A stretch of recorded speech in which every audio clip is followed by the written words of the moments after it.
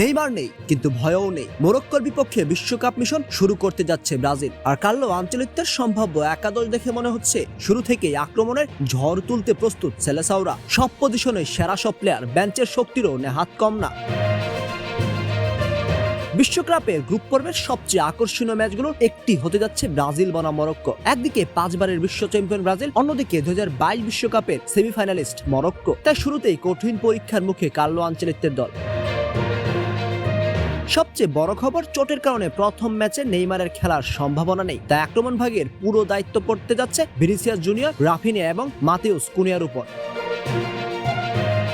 বিভিন্ন গণমাধ্যমের পূর্বাভাস অনুযায়ী ব্রাজিল 4-3-3 ফরমেশনে মাঠে নামতে পারে। সেটা ম্যাচের মধ্যে 4-2-3-1 ফরমেশন শিফট হতে পারে। গোল পোস্টে থাকবেন এলিসন বেকার, ডিফেন্সে দেখা যেতে পারে এডারসন, মার্কুইনিয়স, গ্যাব্রিয়েল এবং ডগলাস সান্তোসকে। মিডফিল্ডে থাকবেন অভিজ্ঞ ক্যাসিমিরো, ব্রুনো গিমারায়েস এবং দানিলো সান্তোস। আর আক্রমণ ভাগে রাফিনিয়া, মাতেউস কুনিয়া ও ভিনিসিয়াস জুনিয়রের ত্রয়ী।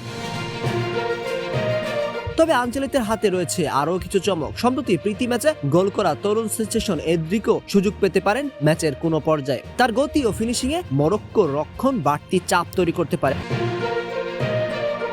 অন্যদিকে মরক্কো কিন্তু সহজ প্রতিপক্ষ নয়। 2023 সালে প্রীতি ম্যাচে ব্রাজিলকে 2-1 গোলে হারানোর স্মৃতি এখনো টাটকা। তাই প্রতিশোধের মিশনও থাকবে সেলেসাওদের সামনে।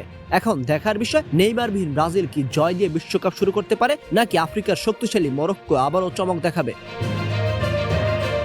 আপনার মতে এই ম্যাচে কে জিতবে, ব্রাজিল নাকি মরক্কো? কমেন্টে জানিয়ে দিন এখনই।